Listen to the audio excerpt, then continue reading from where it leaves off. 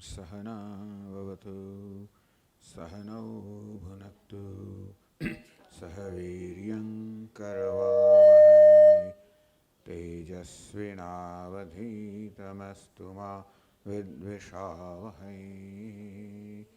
ॐ शान्ति शान्ति शान्तिः।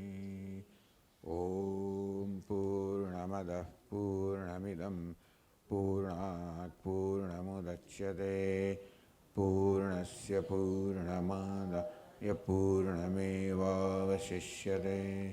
ॐ शान्ति शान्ति शान्तिः। श्रुतिस्मृतिपुराणानाम् आलयं करुणालयं नमामि भगवत्पादं शङ्करं लोकशङ्करं शङ्करं शङ्कराचार्यं केशवं बादरायणं सूत्रभाष्यकृतौ वन्दे भगवन्तौ पुनः पुनः। ईश्वरो गुरुरात्मेति मूर्तिभेदविभागिने व्योमवद्व्याप्तदेहाय दक्षिणामूर्तये। ॐ पार्थाय प्रतिबोधितां भगवता नारायणेन स्वयं व्यासेन ग्रथितां पुराणमुनिना मध्ये महाभारतम् अद्वैतामृतवर्षिणीं भगवतीम् अष्टादशाध्यायिनीम् अम्ब त्वामनुसन्दधामि भगवद्गीते भवद्वेषिणीम्। यं ब्रह्मा वरुणेन्द्ररुद्रमरुतः स्तुन्वन्ति दिव्यैस्तवैः वेदैः साङ्गपदक्रमोपनिषदैः गायन्ति यं सामगाः। ध्यानावस्थिततद्गतेन मनसा पश्यन्ति यं योगिनः यस्यान्तन्न विदुःसुरासुरगणाः देवाय तस्मै नमः।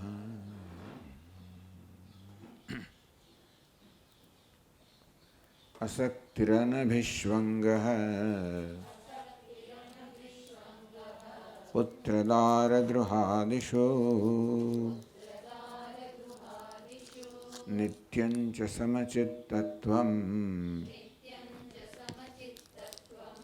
इष्टानिष्टोपपत्तिषु।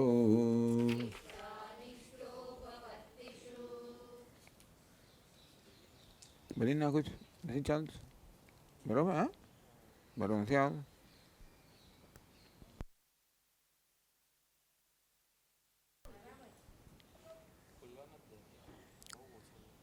અત્યારે વોલ્યુમ બરોબર છે એટલે હમણાં હતું તે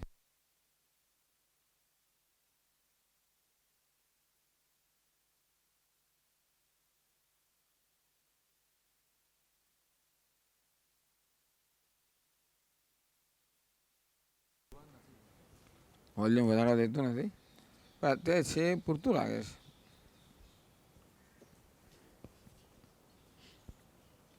અત્યારે છે પૂરતું છે.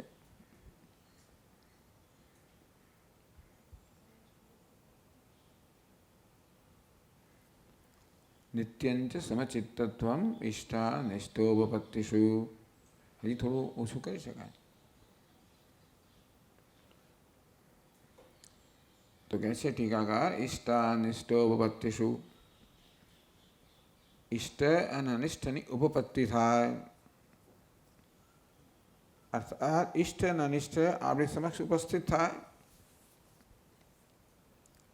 કારણ કે આ સંજોગો છે. સંજોગોને ઇષ્ટ કહેવામાં આવે, ઈચ્છનીય કહેવામાં આવે, અનિષ્ટ અર્થાત અનિચ્છનીય કહેવામાં આવે. અનુકૂળ પ્રતિકૂળ ઉપપત્તિષુ આ પ્રકારના સંજોગો એમની જાતે જ આપણી સમક્ષ ઉપસ્થિત થતા હોય છે. એનું કારણ કર્મ હશે, બરાબર, પણ જે સંજોગો આપણે સમક્ષ ઉપસ્થિત થાય છે એમાં આપણી સ્વતંત્રતા નથી, એ આપણે ઉત્પન્ન કરતા નથી એમ કહીએ તો ચાલે.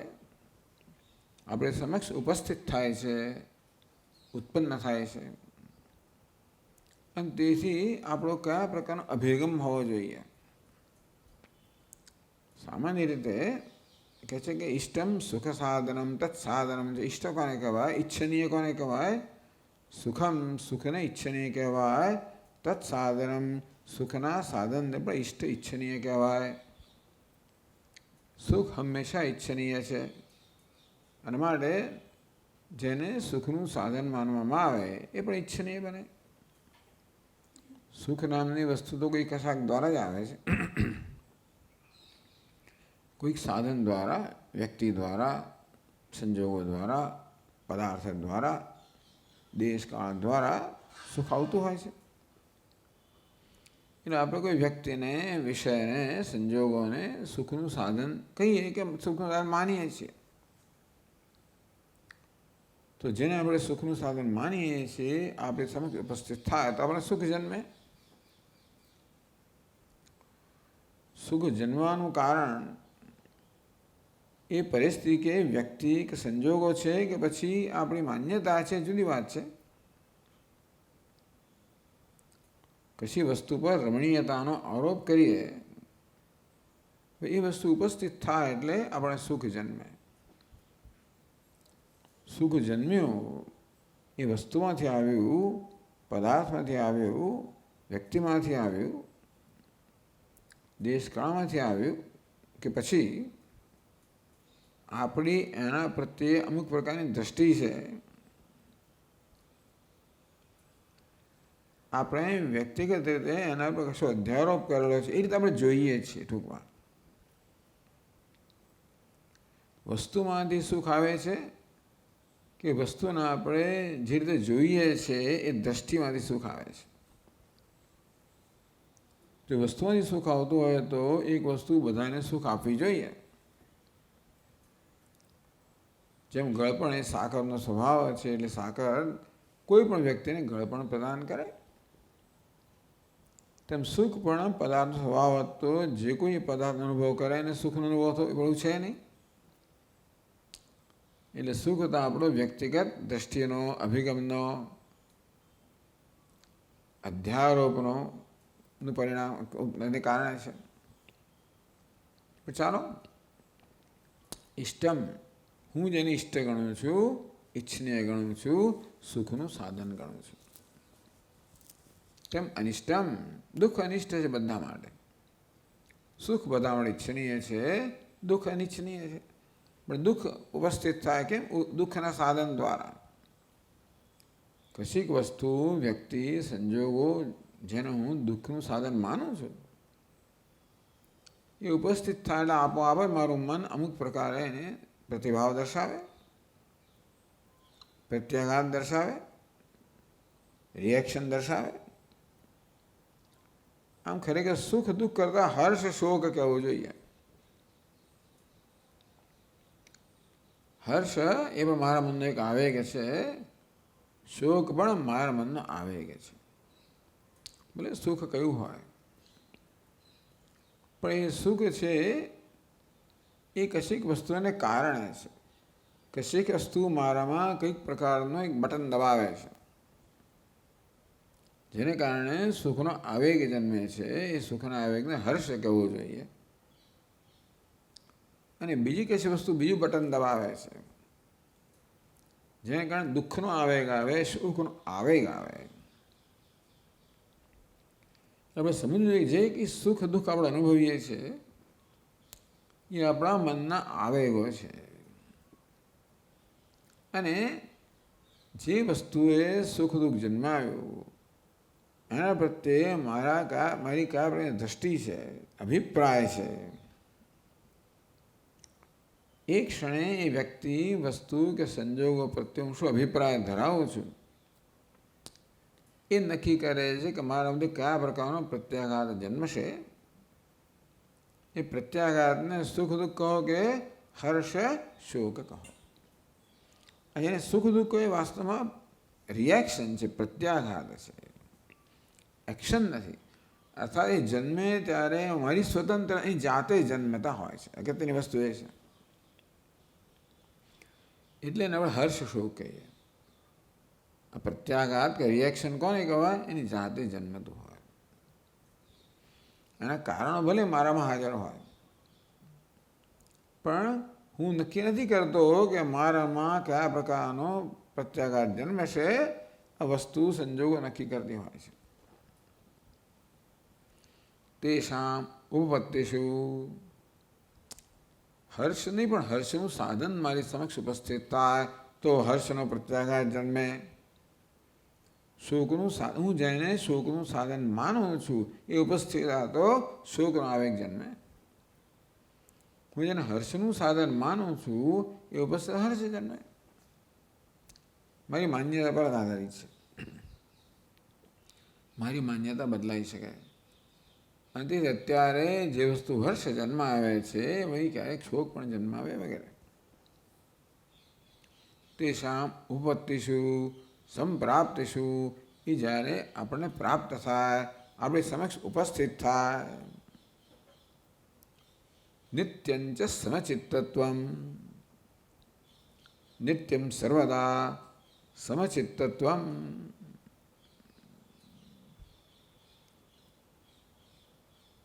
વિકાર નિર્મુક્તમ ચિત્તમ, આપણા ચિત્તમાં વિકાર ન જન્મે, આપણા ચિત્તમાં પ્રત્યાઘાત ન જન્મે. મનમાં જે પ્રકારનો ભાવ જન્મતો હોય છે ચહેરા પર દેખાતો હોય છે કે હર્ષ વિષાદ મુખ વિકાસ વૈવર્ણ્યાદિ બાહ્યાભ્યંતર વિકાર નિર્મુક્તમ. હર્ષ વિષાદ એ આંતરિક વિકાસ છે અને બહાર મુખ વિકાસ. હર્ષ જન્મે એટલે મુખનો વિકાસ થાય. વિષાદ જન્મે એટલે વૈવર્ણ્ય, ચહેરો ફિક્કો પડી જાય.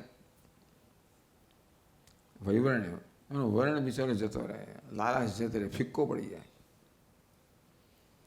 એટલે આમ ચહેરા પર દેખાઈ આવે. સામાન્ય રીતે મનમાં કયા પ્રકારનો ભાવ જન્મ્યો છે સામે ચહેરા પર દેખાતો હોય છે. એટલે કે એવું ન થાય.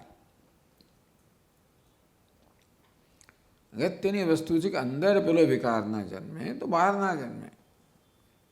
આમ હર્ષ અને શોક, હર્ષ વિકાર આંતરિક વિકાર હોય છે.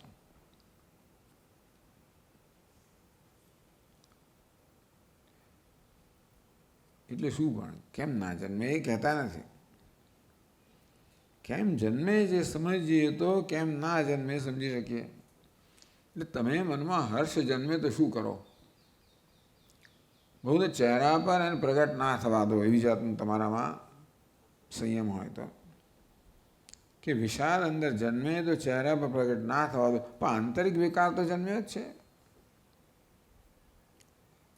આંતરિક વિકાર જન્મે એટલે જે નુકસાન થવાનું છે તો થઈ ગયું. શું નુકસાન છે?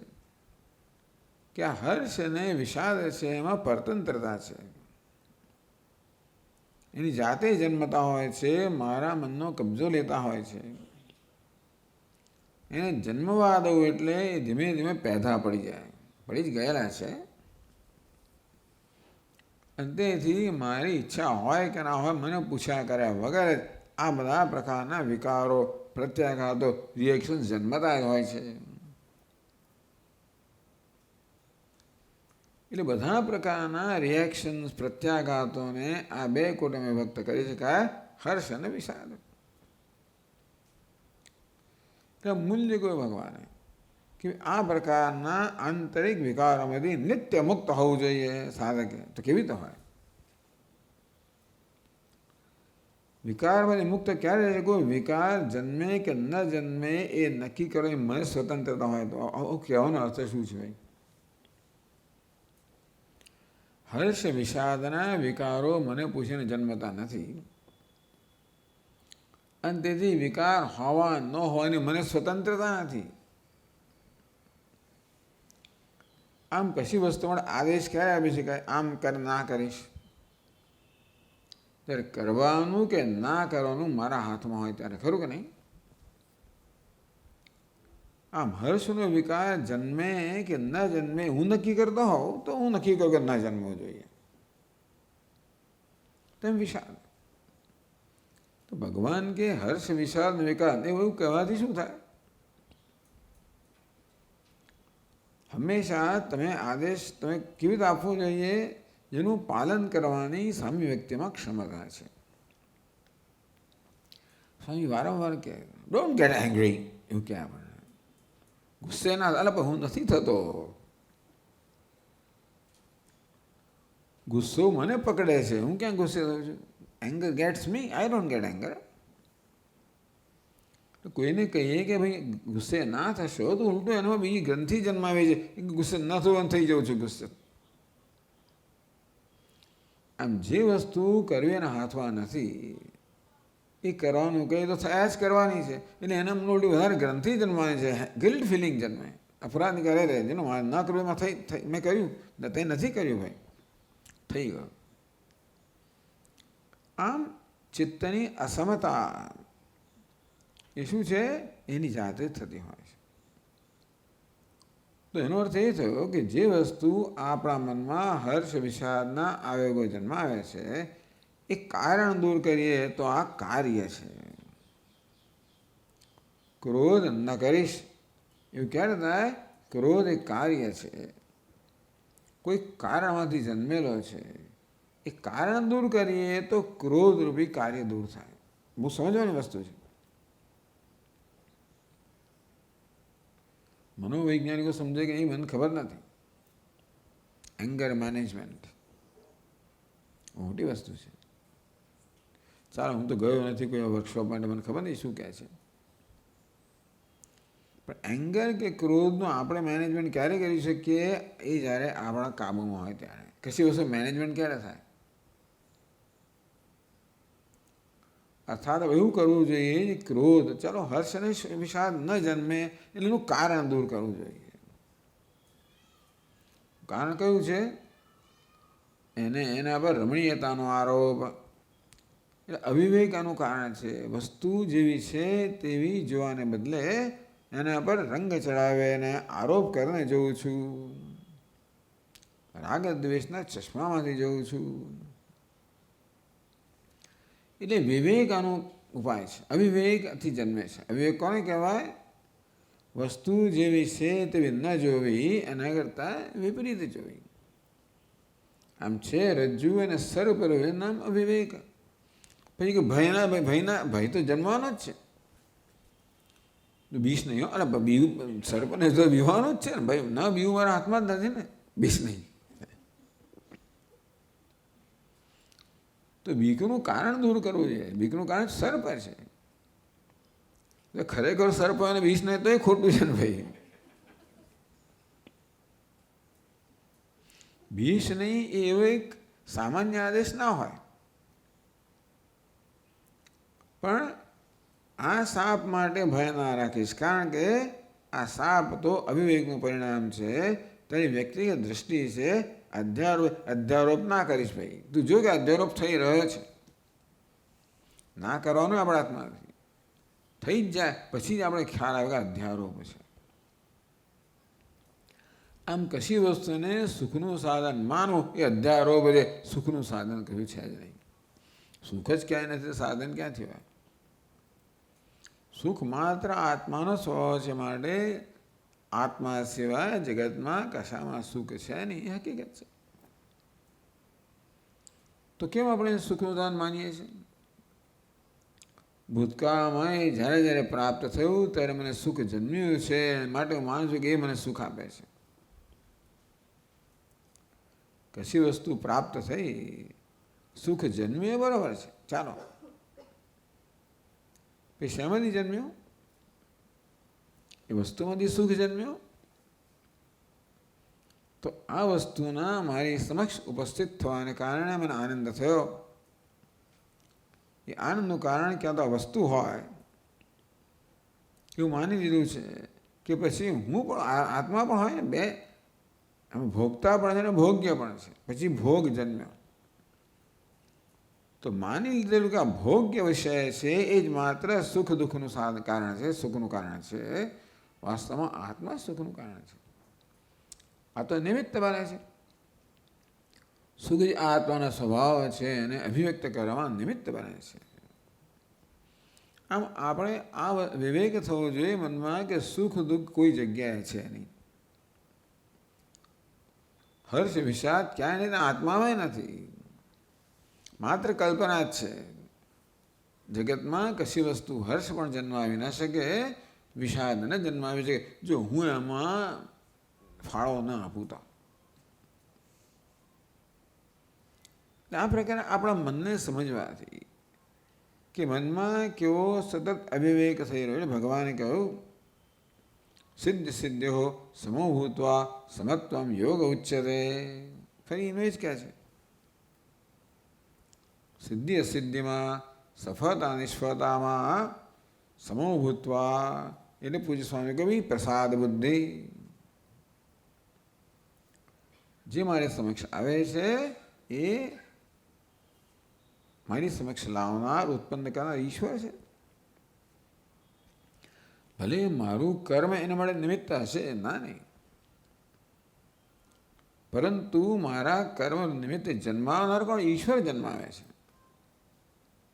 तो ये वस्तु ध्यान में लइए. अखंड महाराज के जो उपस्थित नहीं उसका कारण क्या है?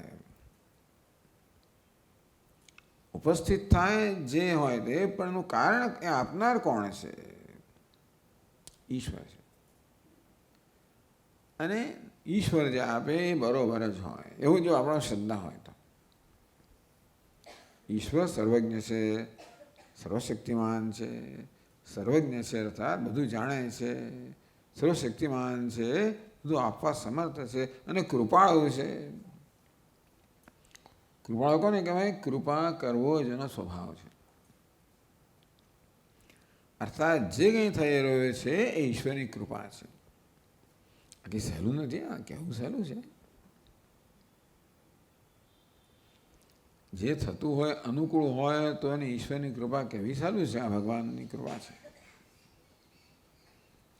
જે થઈ રહ્યું હોય પ્રતિકૂળ હોય, અણગમતું હોય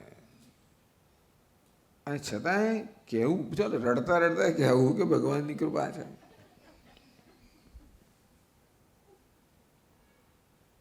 જે હરિ કરશે તેમાં એવું રટાણ કર્યા કરીએ એવું જોઈએ તો પ્રશ્ન જ નથી. જે છે ઈશ્વરની કૃપા છે તો કોઈ પ્રત્યેક શોકનો જન્મે જ નહીં કે હર્ષનો પણ ના જન્મે. એવું થતાં થતાં વાર લાગે. કારણ કે વસ્તુ પ્રત્યે રિએક્ટ કરવામાં, પ્રત્યાઘાત દર્શાવવાનો એવો સ્વભાવ થઈ ગયો છે. વસ્તુને જ હર્ષ શોકનું સાધન કારણ માનવામાં આવે છે અને મળે એના પ્રત્યે પ્રત્યાઘાત સ્વાભાવિક છે. જે મને સુખ આપે, હર્ષ આપે, મને ગમે, જે દુઃખ આપે ના ગમે સ્વાભાવિક છે. જન્મો જન્મ એવું કરતો આવે છે. હવે મનની આ જે આવો એક સ્વભાવ છે, સ્વભાવ વચ્ચે આપણે સભાન થવાનું છે. મનને કેવી ટેવ પડી ગઈ છે, જે આવે એના પ્રત્યે કશુંક અધ્યારોપ કરીને એ વસ્તુ સાથે સંપર્ક કરે એમને નથી કરતી. જે આવે પર છાપ લગાવે. ઇષ્ટ અનિષ્ટ આ તો છાપ છે, ઇષ્ટ અનિષ્ટ આવતું નથી. ઇષ્ટ અનિષ્ટ આવતું હોય છતાં પણ રિએક્શન ના જન્મે એ વળી જુદી વસ્તુ છે. એ આપણો સંયમ છે. ભગવાન 5મા અધ્યાયમાં કે ભાઈ કામ ક્રોધનો વેગ અંદર જન્મે એને સદાને ખાડીએ એને દમ કહેવાય. અને ભગવાન એવો કહે છે એ પણ સારી વસ્તુ છે. પણ એ તો કહે છે આંતરિક વિકાર ના જન્મવો જોઈએ, કામ ક્રોધ જન્મવો જ ના જોઈએ. આ જ્ઞાનના મૂલ્યોમાંનું છે ને. ભગવાન અને જ્ઞાનનું મૂલ્ય કહે છે. જ્ઞાનનું સાધન મનની શાંતિ, શમ દમ. આ પ્રકારે મનમાં શાંતિ હોય તો જ આપણે આત્મચિંતન કરી શકીએ. ના કરી શકીએ તો જ મન અંતર્મુખ હોય. એટલે મનની અંતર્મુખતા એક જ મૂલ્ય છે. આ બધા મૂલ્યો દ્વારા મનની શાંતિ કહો, અંતર્મુખતા કહો, નિર્મળતા કહો, પ્રસન્નતા કહો, એ મૂલ્ય છે. અમાનિત્વમ અદંભિત્વ બધું જે ભગવાને કહ્યું એનો અર્થ એક જ છે, આંતરિક પ્રસન્નતા. તો આપણે ખરા અર્થમાં મૂલ્યનું પાલન કર્યું કહેવાય. ધીમે ધીમે થાય. પણ આ રીતે આપણે આપણા મનના સ્વભાવથી સભાન બનીએ. કેવી રીતે મનને આ પ્રકારની ટેવ જ પડી ગઈ છે. જે કશું ઉપસ્થિત થાય એને હંમેશા છાપ લગાવવી. મોટે લાગી જ ગઈ હોય છે. વ્યક્તિ આવે છાપ લાગેલી છે કે આ શું છે, કેવો છે, કેવી છે, આગળ વિચારવાનું હોતું જ નથી. એ પ્રકારે આપણું મન એની સાથે પ્રતિભાવ દર્શાવે. વિનોભાઈ કે આ નવો મન આવે, આ ક્ષણે આવ્યો છે, તું તો એને 15 દાડા પહેલાં જે માન એ અત્યારે નથી. આ દરેક ક્ષણે મન વ્યક્તિ જુદી હોય છે, પણ આપણે મનમાં જે છાપ મારી એ છાપથી જ જોઈએ છે, અને એને આપણે શંકાનો લાભ આપતા જ નથી કે વ્યક્તિ જ બદલાય. બદલાય કે ના બદલાય, હું તો મારો વિચાર તો બદલાઈ શકે ને. આ રીતે આપણા મનમાં જે પ્રકારની પ્રક્રિયાઓ ચાલે છે, જે ટેવ પડી ગઈ છે. શું ટેવ પડી ગઈ છે? વસ્તુને છાપ લગાવવાની. કેવી છાપ લગાવવાની? અનુકૂળ, પ્રતિકૂળ.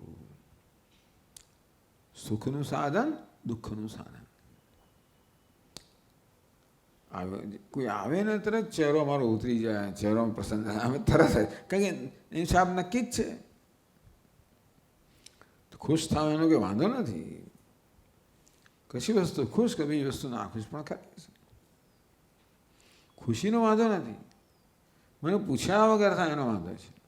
પરતંત્રતાનો વાંધો છે, સમજ્યા ને? હર્ષ અને વિષાદ બંને મારી પરતંત્રતા વ્યક્ત કરે છે. એ પરતંત્રતા, આત્મા સ્વતંત્ર છે ને, મૂળ સ્વતંત્રતા મૂલ્ય છે. જ્યારે માનિત્વ હોય ત્યારે પરતંત્રતા છે, દંભિત્વમાં પરતંત્રતા છે, હિંસામાં પરતંત્ર, બધામાં અને વિરુદ્ધ પરતંત્રતા છે. અમાનિત્વમાં સ્વતંત્રતા, અદંભિત્વમાં અહિંસામાં સ્વતંત્રતા છે.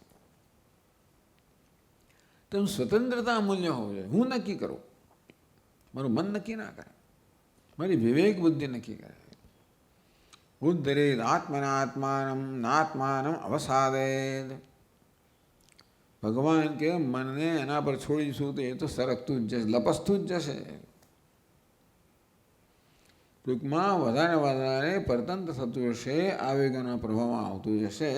એમ કરીને વધુને વધુ દુઃખ ઉત્પન્ન કરવાનું એવું મન કરશે જ.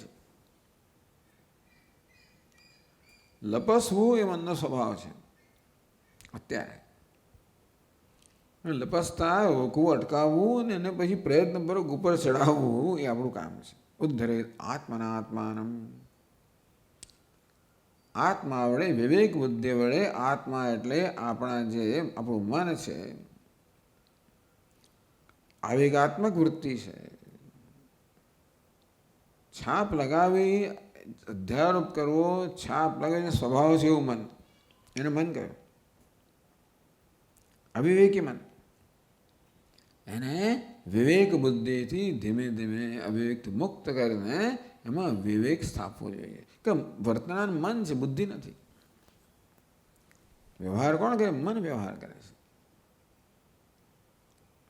મોટે બુદ્ધિ ઊંઘતી હોય બિચારી, અને મન ચલાવતું હોય બધું. બુદ્ધિને, વિવેકને આપણે જાગૃત રાખીએ. અને મન કશું કરે પહેલાં આ વિવેક બુદ્ધિ છે ને એનું સંચાલન કરે. લગામ એના હાથમાં હોવી જોઈએ, સારથીના હાથમાં લગામ હોવી જોઈએ ને. વિવેક બુદ્ધિ સારથી છે. આ તો મન પોતે જ નક્કી કરે છે, પેલું ઊંઘે છે, લગામ નક્કી કરે ઘોડાને શું આદેશ આપવા, વિચાર કરો. એટલે બહુ મોટી વસ્તુ છે સમચિત્તત્વ. બધું પણ આ સમજાય, આ પણ સમજવું જોઈએ કે આપણી ચિત્તમાં અસમતા કેમ છે. કેવો અધ્યારોપ કરવો, છાપ લગાવવી એ સ્વભાવ થઈ ગયો છે. ટૂંકમાં આપણા મનના સ્વભાવનું આપણે નોંધ લેવી. પહેલાં તો કશું કરતાં પહેલાં નોંધ લેવી. મનના સ્વભાવને સમજવું ચાલો કરતાં પહેલાં. અહીં જે કહેવામાં આવ્યું મને લાગુ પડે છે કે નહીં, પહેલાં એ આપણે સમજવાનું. કોઈ પણ મૂલ્ય હોય ને, અમાનિત્વ કોઈ પણ મૂલ્ય હોય, મને લાગુ પડે છે ખરું? મારા માનિત્વ છે તો માનિત્વ કોને કહેવાય આપણે એ પહેલાં જાણવું જોઈએ, નોંધ લેવી જોઈએ. આને માનિત્વ કહેવાય, દંભિત્વ કહેવાય, હિંસા કહેવાય, વગેરે વગેરે. તેમ આને અધ્યારોપ કહેવાય, છાપ લગાવી કહેવાય. આ બધું સ્વભાવ છે. માનિત્વ થઈ જતું હોય છે, દંભિત્વ થઈ જતું હોય છે, હિંસા થઈ જતી હોય છે, થઈ જતું હોય છે. અને માટે એને થતાં રોકવા માટે આપણે શું જોઈએ? સાવધાની જોઈએ, વિવેક જોઈએ અને સાવધાની જોઈએ. પેલા મૂલ્ય જોઈએ કે મારે સ્વતંત્ર બનવું છે.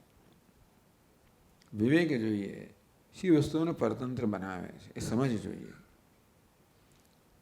કેમ ક્રોધ જન્મે છે, કેમ રિએક્શન પ્રત્યાઘાત જન્મે છે, એનું કારણ સમજીએ. એ કારણ દૂર કરવાની સમજ હોય તો એ પ્રકારે વિવેક બુદ્ધિ એની આ ટેવને ધીમે ધીમે એમાંથી મુક્ત કરે, ભગવાન યાદ કરે. આ ઈશ્વર સર્જેલું છે, આ વ્યક્તિ છે, સંજોગો છે, એ તો નિમિત્ત છે. કરનાર ઈશ્વર છે, એ સૂત્રધાર છે, એ બેઠો બેઠો બધું કરતો હોય છે. આપણે બધા કઠપૂતળી જેવા છીએ. ઈશ્વર આપણા દરેકનું સંચાલન કરતો હોય છે. આપણે પોતાના કર્મ એમણે જવાબદાર છે, બરાબર છે, પણ સંચાલન ઈશ્વર છે. અને માટે આ કઠપૂતળીના વર્તન જોવાને બદલે સંચાલન કરનાર સૂત્રધાર કોણ? ઈશ્વર છે. ભગવાન આવો કહેવાય, ભગવાન તો સારો જ હોય એ પછી બીજી પણ વસ્તુ છે. ભગવાન નિષ્ઠુર છે, અન્યાયી છે, તો પછી આપણી પાસે કોઈ કશું સાધન આશ્રય રહેતો નથી. ઈશ્વરનો શ્રદ્ધા કે કૃપાળુ છે અને એ સર્વજ્ઞ છે, અર્થાત જાણે છે કે શું મારા હિતમાં છે. લપડાક લગાવી પણ એ મારા હિતમાં હશે એવું માની લઉં છું. એવું ઈશ્વરને આપણે એ પ્રકારનો લાભ આપીએ. અઘરું છે આ બધું, સહેલું સહેલું નથી. પ્રસાદ બધું કહેવું સહેલું છે. પ્રસાદ બુદ્ધિ સહેલી નથી, સમજીએ છીએ આપણે, પણ સહેલી નથી. માટે કર્યા વગર છૂટકો નથી. મેચ જીતવી હોય તો તમારે બરાબર ટ્રેનિંગ લેવી જ પડે, નહીં તો તેમાં જીવન મેચ જ છે, સતત ચાલે છે. સતત પડકાર ફેંકવામાં આવે છે, સતત બોલિંગ કરવામાં આવે ને, આમ જે સ્ટ્રાઇક થઈ જાય, કટાક કરતો બધું ઉડે, કેચ થઈ જાય, એલબીડબ્લ્યુ થઈ જાય વગેરે. સતત બેટિંગ ચાલતી હોય છે. સામે ભગવાન છે, કોચ છે. હા, એટલે એવું નથી કે મને સજા કરો ત્યાં છે. બોલ ફેંકે છે બરોબર. હું ઈચ્છું કે ભાઈ સીધો મને ટોસ બોલ આપે એટલે હું સીધા સિક્સરો લગાવું. કોઈક વાર આપે, પછી તો ગૂગલી ફેંકે ને પેલું ફેંકે, જાત જાતના બોલ હોય છે ને બધા, સ્લો બોલ ને ફલાણો બોલ ને ગુડ લેન્થ બોલ ને શોર્ટ બોલ ને. એ નક્કી એ કરે. અને મારે બરાબર બેટિંગ કરવી શા માટે? મને ટ્રેન કરવા, મને કેળવવા માટે આ કરે છે.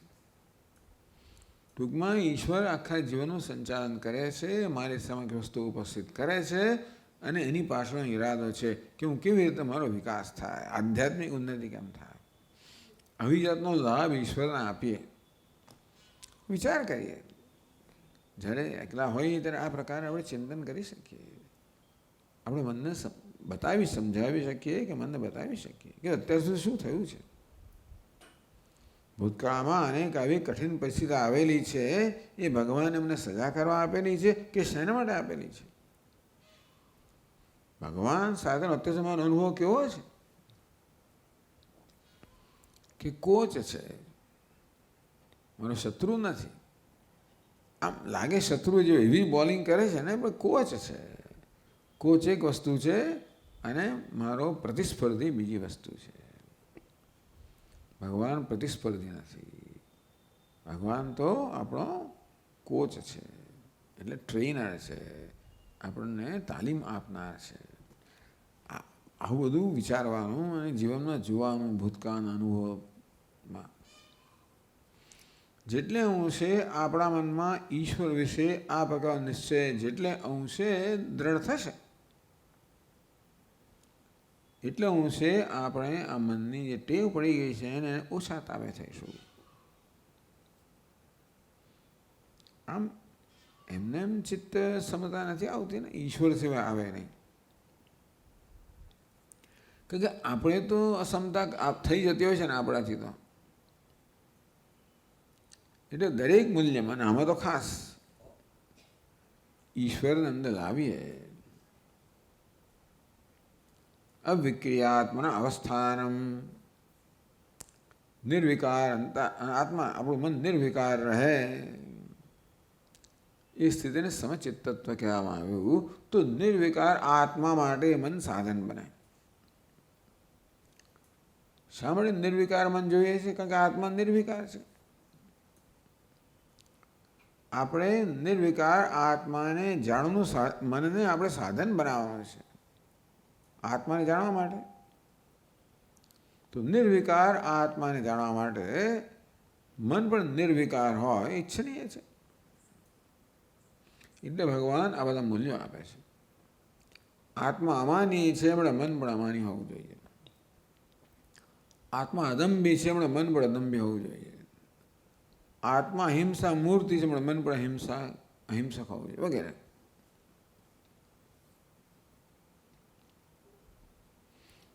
આ પ્રકારે પછી આગળ કહે છે 10મા શ્લોકમાં કહે છે કિંચ આગળ મયી ચાનન્ય યોગેન ભક્તિરવ્યભિચારિણી વિવિક્તદેશ સેવિત્વમ અરતિર્જન સંસદી.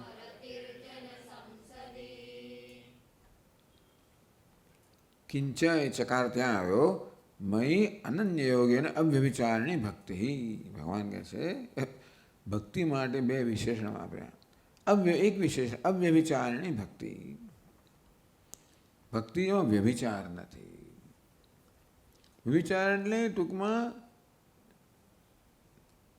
વ્યભિચાર એટલે કે વિશ્વસનીય ન હોવું. વ્યભિચાર એટલે એકને વળગેલા ન હોવું, પણ આપણું કેન્દ્ર બદલ્યા જ કરવું. અત્યારે આને પ્રેમ કરો, કાલે પેલાને પ્રેમ કરો, અને વ્યભિચાર કહેવામાં આવે છે. તો અવ્યભિચારની ભક્તિ. ચાલો આપણે અહીંયા શું અનન્ય યોગે એના પાછું ભગવાન આ બહુ ગમે. અનન્ય યોગ, અનન્ય અનન્ય અનન્ય અનન્યા ચિંતયંતમાં વગેરે. ભક્ત્યા ત્વનન્યા શક્ય હમેવ વિદુર્જુન. તો કહે છે ટીકાકાર અનન્ય યોગેના ન વિદ્યતે પરમેશ્વરા અન્ય શરણમ મમ ઇતિ એવં નિશ્ચય લક્ષણ તો અનન્ય યોગ. આ યોગ એટલે નિશ્ચય એવું કહેવામાં આવ્યું. અનન્ય યોગ અનન્યનો નિશ્ચય. શું અનન્ય? ન વિદ્યતે પરમેશ્વર અન્ય શરણમ મમ. પરમેશ્વર સિવાય મારા જીવનમાં બીજું કોઈ શરણ નથી. શરણ કોને કહેવાય? જે મારો રક્ષક હોય. શરણ કહો, શરણ્ય કહો. આમ શરણ્ય કહો, અહીં શરણ શબ્દ વાપર્યો, જે મારો રક્ષક છે, જેની છત્રછાયામાં હું સલામત છું. આમ બાળક જેવી રીતે માના ખોળામાં નિર્ભયતાથી બેઠેલું હોય કે સૂતેલું હોય, ઊંઘ તરત એને આવી ગયા, નિર્ભયતા છે, સલામત છે. જરાક થયું તો માની પાસે તો હસી જાય, ભાગી જાય. સાડી પકડી જ છે ને, છોવાઈ જાય ને પાછળ. આ બધા નિર્ભયતાના શરણાગતિના દૃષ્ટાંત છે. કેટલો વિશ્વાસ છે કે અહીં હું અહીંયા સલામત છું, મારું રક્ષણ થશે. રક્ષિષ્યતિ વિશ્વાસ. બાળકને વિશ્વાસ છે કે મા મારું રક્ષણ કરશે. પછી બાપ આવતો પહેલાં તો માં જ આવે. બાપને હજી ઓળખતોય નથી ને બાળક. ઓળખે ત્યારે પછી નહીં જાય છે, ઓકે પણ ત્યાં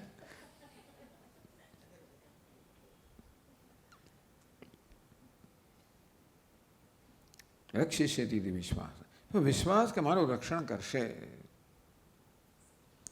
કારણ કે રક્ષકના જે ગુણો જોઈએ બધા ગુણો ભગવાનમાં છે. પિતાહમસ્ય જગત માતા ધાતા પિતામહ. ભગવાન કહ્યું પિતા માતા છું, પિતા છું, પિતામહ છું, અને હું શરણ છું, સુહૃત છું, પ્રાણી માતાનો શુભેચ્છક છું. પિતા અને માતા પણ શું છે? શુભેચ્છક છે.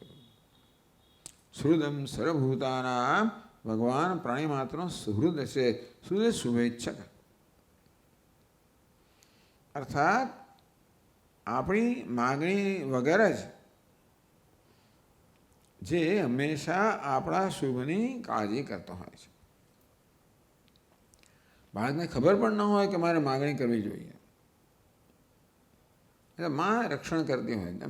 આમ ધ્યાન રાખે, ભલે ગમે તે કામ કરતી હોય, પેલું ઘૂંટીને ભરતું આમ તેમ ફરતું હોય, પણ એક નજર ત્યાં હોય, તરત દોડે અને પકડી લે.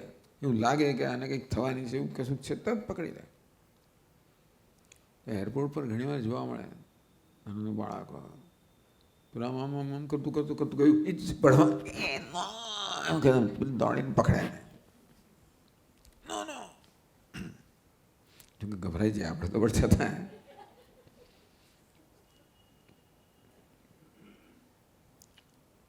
આવી રીતે એ પેલા બાળકને ચિંતા નથી, મોટું થશે પછી આવું નહીં કરે, અત્યારે ચિંતા નથી એને. એટલે આ તો શરણાગતિને બહુ ઉત્કૃષ્ટ દૃષ્ટાંત છે. પણ ટૂંકમાં રક્ષિષ્યતિ વિશ્વાસ ગોપ્તૃત્વે વર્ણમ તથા, એ જ મારો રક્ષક છે, બીજો કોઈ નથી. આમ અનન્ય યોગેન ન વિદ્યતે પરમેશ્વરા અન્ય શરણમ મમ ઇતિ. મારા જીવનમાં પરમેશ્વર સિવાય બીજું કોઈ મારું શરણ્ય નથી, રક્ષક નથી. ધર્મ અર્થ કામ નથી, સ્વર્ગ મારું રક્ષક નથી, આ સંપત્તિ સત્તા પ્રત્યે રક્ષક નથી, વિષય ભોગ એ મારું રક્ષક નથી. હું તો સામાન્ય એમનો જ આશ્રય લેતો હોઉં છું. આપણે જીવનમાં આશ્રય કોનો લઈએ? સત્તાનો લઈએ, પ્રતિષ્ઠાનો લઈએ, સંપત્તિનો લઈએ. એ કેમ આપણે બધાને એ કેમ એકત્રિત કરતા? એમાં આપણે સલામતી દેખાય એટલા માટે ને. કોઈ ખબર પડે કે આ સત્તા તો સલામત કરનારી છે, એ સત્તા મળી એટલે પાછળ બધા તૈયાર જ છે, કેમ એને પાડવો, પાછળ મૂક્યા હોય માણસો. એટલે ઘણી વખત આવી વસ્તુમાં ઘણો ભય રહે. સત્તા હોય, પ્રતિષ્ઠા હોય, એ લોકો તૈયાર જ હોય છે. માણસ ઉપર ચડવા માંડે તો 10 એને પાડવા તૈયાર હોય. હિન્દુસ્તાનમાં કશું સલામત નથી. ચાલો છોડો, પણ ટૂંકમાં એટલે જ્યારે જોઈએ કે ભાઈ કશી વસ્તુ ખરેખર મને સલામતી આપી શકે એમ નથી, માં એનો સ્વભાવ આવે. આપણે એવી જ અપેક્ષા રાખીએ, ખોટું છે ને. જીવનમાં સલામતી ઈચ્છીએ એમાં કંઈ વાંક નથી આપણો. એક સમય આવશે જ્યારે એમાંથી મુક્ત થઈશું, જરૂરિયાત નથી. આપણે પોતાને સલામતી પ્રાપ્ત કરી શકશું તેની જરૂરથી મુક્ત થઈશું. તેને ઈશ્વર કહે છે છેવટે આત્મા જ છે, અને માટે ત્યાંની સલામતી મળશે. પણ અત્યારે ઈશ્વર જુદો છે. પરમેશ્વરાત અન્ય શરણમ નાસ્ત ન વિદ્યતે મમ. પરમેશ્વર સિવાય, ઈશ્વર સિવાય, સર્વજ્ઞ સર્વશક્તિમાન નિયંતા જે છે અને બધાનું ધ્યાન રાખનાર છે, એ જ મારો શરણ્ય છે, રક્ષક છે. એ સિવાય જીવનમાં મારું રક્ષણ કરવાની ક્ષમતા કશી વસ્તુમાં નથી. બધી વસ્તુ પોતે જ સલામત છે. ધન કહો, સંપત્તિ કહો, સત્તા પ્રતિષ્ઠા, એ સ્વતંત્ર વસ્તુ તો નથી જ ને. ચૂંટણીમાં ચૂંટાઈ આવે તો સત્તા મળે, કંઈક નવી વસ્તુ શોધ કરો તો પ્રતિષ્ઠા મળે, ધંધામાં સફાઈ તો સંપત્તિ મળે. એ કારણ ના હોય તો વસ્તુ ના મળે. એટલે આ કશી વસ્તુ સ્વતંત્ર પોતે સલામતી ધરાવનારી નથી. કહેવાનો ભાવ થાય છે મને અત્યારે સત્તા પ્રતિષ્ઠા કે સંપત્તિ સલામતી આપતા જણાતા હોય કે પોતે અસલામત છે બિચારાઓ. સત્તા પોતે અસલામત છે. એ તો બીજા લોકો મને કેટલો સહકાર આપે, મને કેટલો ટૂંકમાં આદર કરે છે વગેરે એ પર આધાર રાખે છે ને. આજે જે લોકો ઊંચો ચડાવે કાલે નીચો ફેંકી જ દે. ટૂંકમાં આ બધી વસ્તુઓ કેવી છે, એ કોઈ નિત્ય નથી, સ્થાયી નથી. કેવી છે? અસ્થાયી છે. લક્ષ્મી સ્તોય તરંગ ભંગ છે ભલા વિદ્યુચ્છલમ જીવિતમ. લક્ષ્મી તો પેલા જળના પરપોટા જેવી કે તરંગ જેવી કેવી છે? અસલ નિશ્ચય ચંચળ છે. પરપોટો કેવો ફૂટી જાય. વિદ્યુચ્છલમ જીવિતમ, જીવન પણ એવું છે વીજળા ચમકારા જેવું. ટૂંકમાં આવી વસ્તુ કેવી છે? અનિશ્ચિત છે, ક્ષણિક છે, સ્વતંત્ર નથી. અને જે વસ્તુ આપવાનો એ લોકો આપણને દેખાવ કરે છે,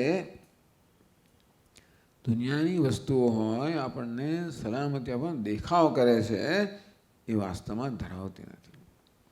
આ બધું સહેલું નથી. મનમાં એવું ઘૂસી જ ગયું છે કે આમાંથી સલામતી હમણાં સાથે વાતો કરીએ છીએ આપણે. પણ જ્યાં સુધી મનમાં એ ખ્યાલ છે કે સલામત અહીંથી મળે ત્યાં સુધી મન ત્યાં જ આસક્ત થાવ, ત્યાં જ એને પકડવાનું છે, એને રક્ષક તરીકે પકડશે. તો ઈશ્વરનું મહત્વ નહીં જાય આપણા જીવનમાં. જીવનમાં રક્ષણ બહુ મહત્વનું છે, સલામતી મહત્વની છે. જે કોઈ આપણો રક્ષક હોય બહુ મહત્વનો છે. અને તો કોઈ સત્તા પ્રતિષ્ઠા સંપત્તિ કોઈ વ્યક્તિ કોઈ સંજોગો જે કશી વસ્તુનું રક્ષક તરીકે એ મહત્વનું બની જાય કે રક્ષણ મહત્વનું છે. પણ ઈશ્વર જ રક્ષણ કરનાર છે. આ વસ્તુઓ કદાચ રક્ષણ કરતી હોય તો કારણ કે ઈશ્વર એમની દ્વારા રક્ષણ કરી રહ્યા છે. ભલે પોસ્ટમેન મને 1000 રૂપિયા આપતો હોય મની ઓર્ડર, કે એના ખિસ્સામાંથી નથી આપતો, બીજા કોઈ મોકલેલા છે એ પોસ્ટમેન માત્ર આપે.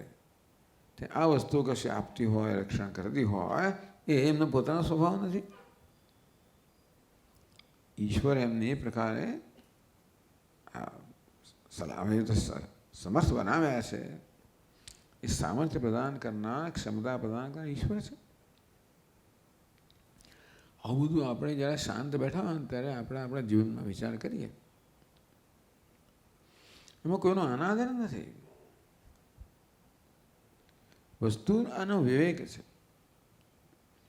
અત્યારે જે પ્રકારના ખ્યાલ કે નિર્ણયો ધરાવીએ છીએ અવિવેકમાંથી જન્મ્યા છે. એટલે આ પ્રકારનો નિશ્ચય જન્મવો જે હકીકત છે. ન વિદ્યતે પરમેશ્વર અન્ય શરણ મમ ઇતિ. મારા જીવનમાં પરમેશ્વર સિવાય બીજો કોઈ શરણ નથી, રક્ષક નથી, સલામતીનું સાધન નથી. એક જ છે. એટલે બીજા નકામા છે એવું કહેવાનો ભાવ નથી. બીજાનો અનાદર કરવો, તિરસ્કાર એવું નથી. પણ બીજું રક્ષક એવી જાતનો આપણે પછી એવી જાતની અપેક્ષા કરીને આપણે વધારે બધા આશા રાખીએ ને બધામાં. શું કરીએ છીએ? કશીક વસ્તુ પર આપણે આવી જાતનો ભાર મૂકીએ છીએ. મારો રક્ષક છે, પછી અપેક્ષા રાખીએ, પછી કેમ નથી રાખ્યો? મેં આવી જાતનો આરોપ કર્યો અને પછી અપેક્ષા રાખું છું, પછી નિરાશ થઉં છું વગેરે વગેરે. બસ જીવનમાં આવું જ થતું હોય, સતત આવું થાય છે. એટલે આ બધું જ્યારે જોવું આપણા જીવનમાં, કશું કરતા પહેલાં સમજ જ મુખ્ય. આ જ્ઞાન છે બધું. ખરેખર દરેક મૂલ્ય સમજનું જ નામ છે, કોઈ કર્મનું કે કોઈ વ્યવહારનું નામ નથી. પછી એમાંથી વ્યવહાર જન્મે જુદી વાત છે. અહિંસા, શાંતિ કોઈ વ્યવહારનું નામ નથી. આ બધું વિવેકનું નામ છે. આમ દરેક સંજોગોમાં વિવેકપૂર્વક વસ્તુને સમજવી જે વેદાંત આપણને આપે છે. વિવેક આપણને વેદાંત પ્રદાન કરે છે. ભગવદ્ ગીતા વેદાંતમાં પણ આ બધું ભગવદ્ ગીતા શીખવાડે. ઉપનિષદ તો આગળની વસ્તુ શીખવાડે. પણ જીવન કેમ જીવવું એ ભગવદ્ ગીતા શીખવાડે છે. એટલે આ પ્રકારનો આ વિવેક આપણને સતત આપે છે ભગવાન. વિવેકપૂર્વકનું જીવન જીવવું. આપણે જે વિચાર કરો ભાઈ, કોણ મારું રક્ષણ કરનાર છે? કોઈ વ્યક્તિ રક્ષણ કર્યું હતું, એ રક્ષણ કરવાની અનામત શક્તિ આવી ક્યાંથી? કોઈ વ્યક્તિ દુનિયા હંમેશા રક્ષણ કરી શકે? આમ દરેક વ્યક્તિ પોતે પણ બિચારી ધીમે ધીમે ધીમે નબળી પડતી હોય છે ને. આમ કોઈ વસ્તુની રક્ષણ કરવાની ક્ષમતા ધીમે ધીમે ઓછી થતી હોય છે, બદલાતી હોય છે. રક્ષક ભક્ષક પણ બની શકે.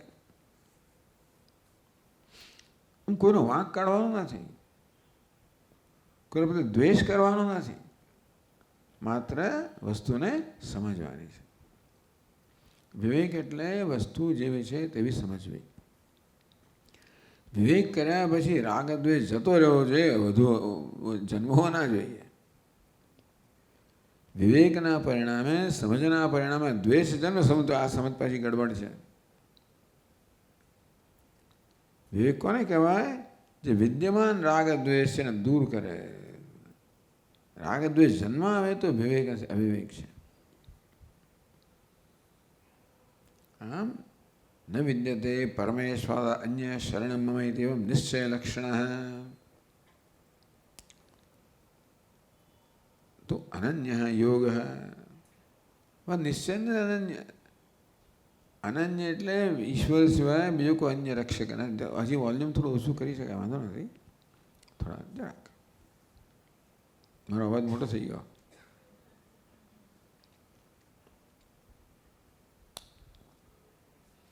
તો કહે છે નિશ્ચય લક્ષણસ્તુ અનન્ય યોગ ભક્તિ યોગ. અનન્યશ્ચાસુ યોગશ્ચ અનન્ય યોગ. જે અનન્ય પણ છે અને યોગ પણ. યોગ એટલે ભક્તિ યોગ. એક તો આ પ્રકારનો નિશ્ચય હો, અને જે અનન્ય પણ છે ને યોગ કહો. એટલે આ ભક્તિ યોગની વ્યાખ્યા કરવામાં કે ભક્તિ એટલે ઈશ્વર માટે આ પ્રકારની શ્રદ્ધા, વિશ્વાસ કે ઈશ્વર મારો રક્ષણ છે, રક્ષક છે, અને એ સિવાય બીજો કોઈ રક્ષક નથી. આવી જાતની ભાવના હોવી, શ્રદ્ધા હોવી ઈશ્વર માટે ભક્તિનું લક્ષણ છે ને. જેને માટે પ્રેમ હોય, આદર હોય, એને માટે આવી જાતનો ખ્યાલ હોય ને આપણા માટે, આપણા મનમાં. તો આવો અનન્ય યોગ ભક્તિ યોગ છે. ચાલો, અનન્ય અને ભક્તિ યોગ, તેને અનન્ય યોગ એને મય. અનન્ય યોગ છે ટૂંકમાં ઈશ્વરને પોતાના એકમાત્ર રક્ષક તરીકે જુઓ.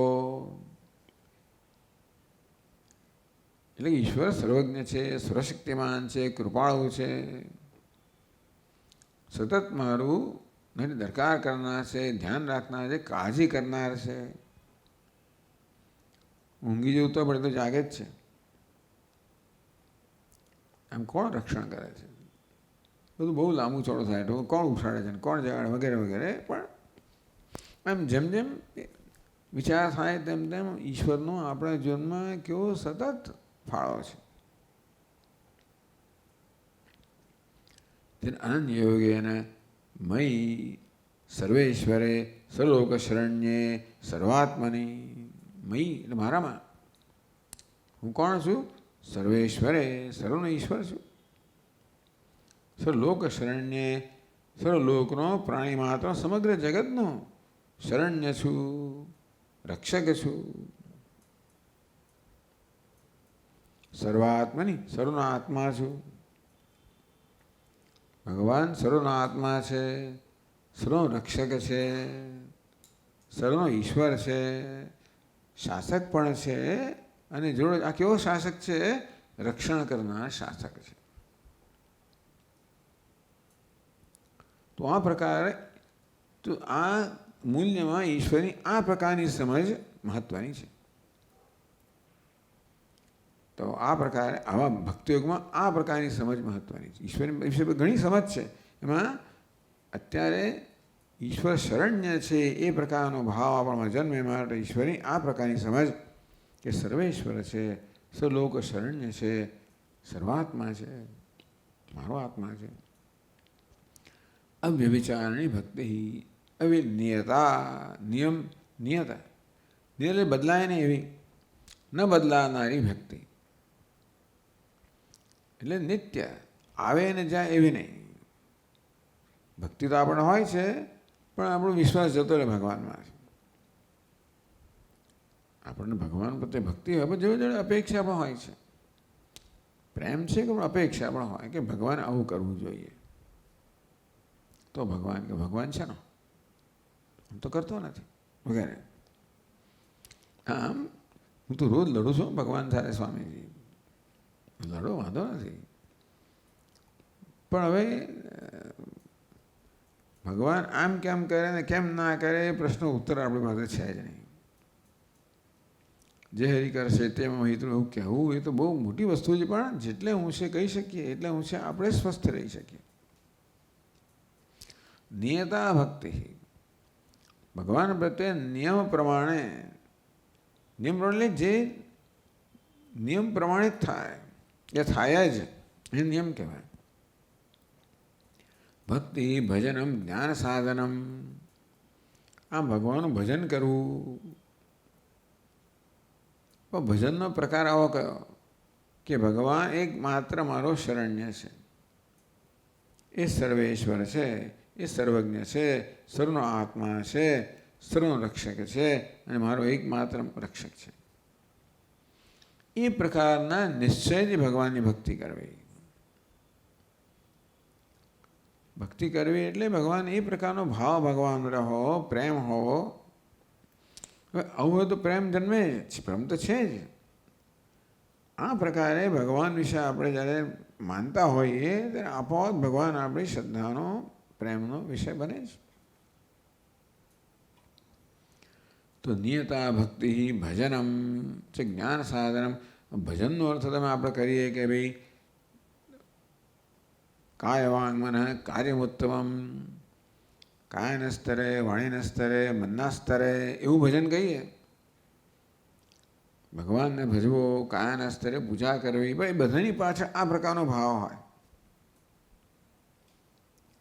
કે ભગવાન તો આપોઆપ જે ભજન જે થાય ને એ કોઈ પ્રકારની અપેક્ષા વગરનું જ થાય. કારણ કે જે અપેક્ષા રાખવી તો ભગવાન પૂરી કરી રહ્યો છે.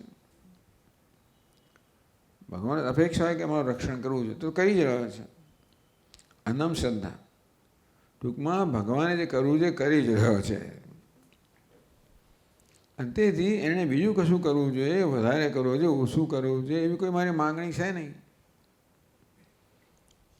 અને આ વસ્તુ મારામાં નિષ્કામતા જન્માવે, ભગવાન પ્રત્યે કોઈ પ્રકારની કામનાથી, અપેક્ષામાંથી, આગ્રહમાંથી ધીમે ધીમે મુક્ત કરે મને. તો આપોઆપ ભગવાનને ભજન કરવું, અર્પણ કરવું, સેવા કરવું ભગવાનની જે કોઈ રીતે થતી હોય. ભગવાન સર્વના આત્મા છે, એ રીતે સર્વના આત્માનો ભગવાનની સેવા. ભગવાન સર્વેશ્વર છે, સર્વના ઈશ્વર છે, નિયંતા છે, એની સેવા. શાસક છે એની સેવા, સર્વનો આશ્રય છે એની સેવા. જે ભાઈ આ ભક્તિ શબ્દનો અર્થ વલ્લભાચાર્ય મહારાજ કે ભજ સેવાયામ, સેવા કરવી.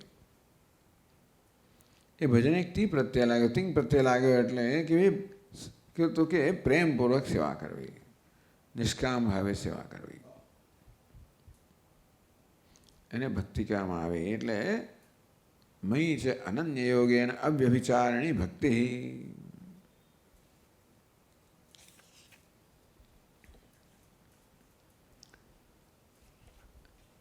મત પ્રસાદિક લભ્યત્વા જ્ઞાનસ્ય. આમ ભક્તિ છે, ભગવાનનું ભજન છે, સેવન છે, સમર્પણ છે, એ ભગવાનની કૃપા પ્રાપ્ત કરાવનારું છે. સેવા કહો, પૂજા કહો, સમર્પણ કહો, એ શું કરે છે? ભગવાનને ખુશ કરનાર છે. તેથી ભગવાનની કૃપા પ્રાપ્ત કરાવનાર છે. ભગવાનની પ્રસાદ પ્રાપ્ત કરાવનાર છે. ભગવાનની પ્રસન્નતા એટલે ભક્તિ એટલે ભગવાનને પ્રસન્ન કરવાનો પ્રયત્ન. પણ જેમ ભગવાનને બરોબર સમજીએ તેમ તેમ પ્રસન્ન કરવાની રીત પણ બધી વ્યવસ્થિત થાય. બધાને કરવા ઈચ્છે છે પણ આપણે ભગવાનને બરોબર ન સમજીએ તો પછી આપણે પ્રસન્ન થઈ જઈએ. માટે ભક્તિ એટલે ભગવાનને પ્રસન્ન કરવા, એના માટેની સેવા, સમર્પણ. એની પાસે આ પ્રકારની સમજ હોય અને એક ભગવાન જ ભજનીય છે, એ જ શરણ્ય છે. એ આજે આનું ભજન કરું, કાલે બીજાનું નહીં. ભગવાન જ રક્ષક છે. રક્ષકનું હું ભજન કરું છું, એને સમર્પણ કરું છું, એને સમર્પિત છું, એને આશ્રિત છું, એના પર મને પૂરો વિશ્વાસ છે. આ પ્રકારે અનન્ય અવ્યભિચારિણી ભક્તિ એ ભગવાનનો પ્રસાદ કહો, પ્રસન્નતા પ્રાપ્ત કરાવનારી છે. મત પ્રસાદે લભ્યત્વા જ્ઞાનસ્વ.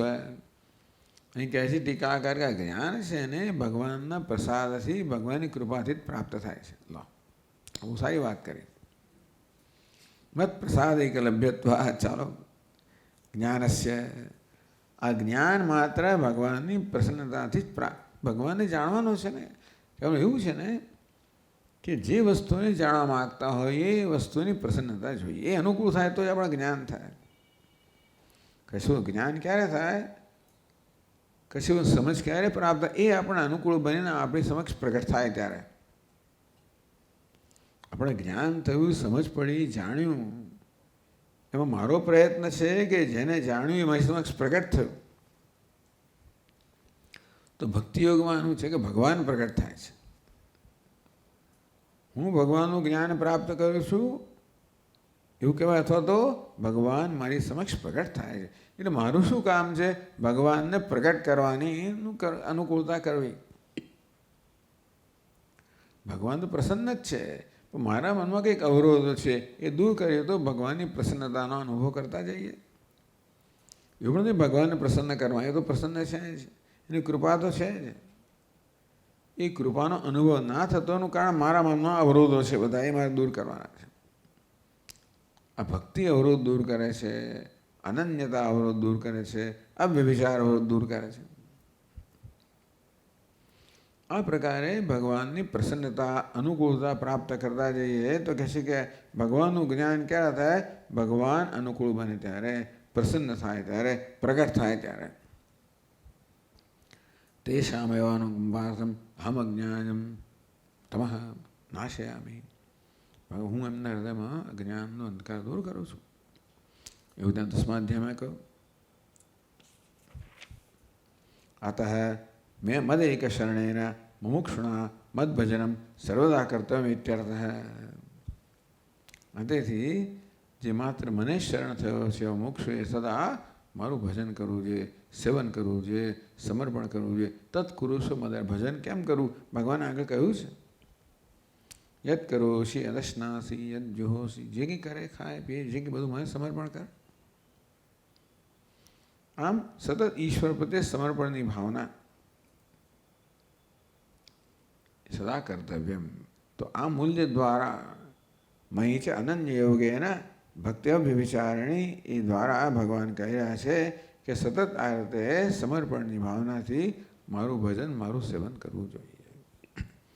તો મારી કૃપા પ્રાપ્ત થાય.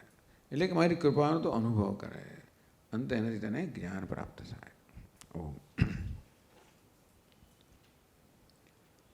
ઓમ પૂર્ણમદ પૂર્ણમિદં પૂર્ણાત પૂર્ણમુદચ્યતે પૂર્ણસ્ય પૂર્ણમાદાય પૂર્ણમેવાવશિષ્યતે.